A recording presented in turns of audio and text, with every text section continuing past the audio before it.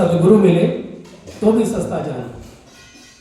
हनुमत धाम के इस पावन परिसर में, जिसके कण कण में महाबली हनुमान जी का वास मैं हमेशा महसूस करता हूँ, उन हनुमान जी को प्रणाम करते हुए, प्रथम पूज्य श्री गणेश जी को नमन करते हुए, मैं अपने सभी गुरुओं के चरणों में नमन करता हूँ, वंदन करता हूँ, प्रणाम करता हूँ, न सिर्फ अपनी ओर से बल्कि अपने सभी मित्रों की ओर से जो कि यहाँ पर उपस्थित हैं, और वे मित्र भी जो कि देश विदेश या हमारे देश के विभिन्न कोनों में होने के बावजूद वर्चुअली हमारे साथ जुड़े हुए हैं। और विशाल भाई साहब हमारे सामने हैं, आपके माध्यम से, हमारे मीडिया वाले राहुल भाई साहब के माध्यम से, यूट्यूब और व्हाट्सएप कॉल के माध्यम से आप सबके दर्शन पा रहे हैं।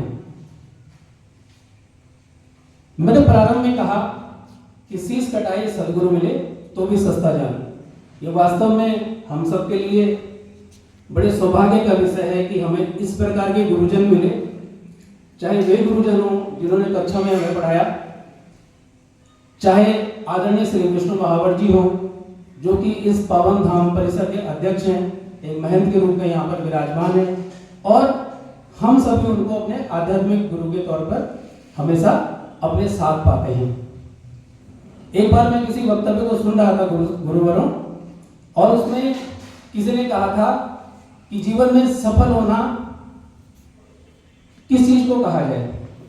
तो कोई कहता है कि अगर आपके कारण संसार सुखी है, लोग आपकी उपस्थिति से हर्ष का अनुभव करते हैं, तो समझिए आप सफल हैं। और अगर आपकी उपस्थिति से या आपकी वार्ता से कोई दुख का अनुभव करता है तो समझिए कि आप असफल हैं।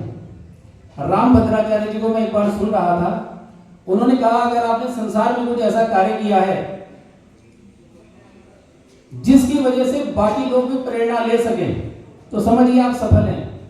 और अगर हम संसार में ऐसा कोई कार्य नहीं कर सके कि हम किसी के लिए नजीर बन सके, हम किसी के लिए एग्जाम्पल बन सके, अगर हमने वो काम अभी तक नहीं किया है तो समझिए कि हम असफल हैं।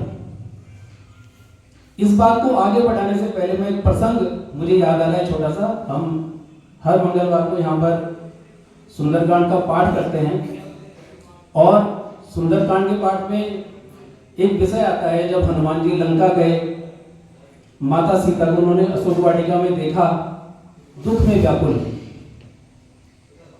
तो माता सीता को यही लगता था कि रावण की इस लंका में तो जो भी होगा वो रावण का ही दूत होगा, रावण का ही एक सैनिक होगा। लेकिन जब उन्होंने सामने हनुमान जी को देखा और हनुमान जी ने यह अनुभव कराने की कोशिश की कि हे माते, मैं यहाँ पर आपकी खोज में आया हूं और आपकी सुध मुझे राम जी तक पहुंचानी है। तो सीता माता ने कहा कि हे वानर तुम हो कौन? तो ना तो हनुमान जी ने यह कहा कि मैं किष्किंधा नरेश सुग्रीव का सेनापति हूं, ना उन्होंने ये कहा कि मैं वो हनुमान हूं जिन्होंने बचपन में सूर्य को खा लिया था। उन्होंने कहा राम दूत मैं मातु जानकी, सत्य शपथ करुणा निधान की। अर्थात उन्होंने अपना परिचय रामदूत के रूप में दिया। तो मैं बात सफलता पे आ रहा था सर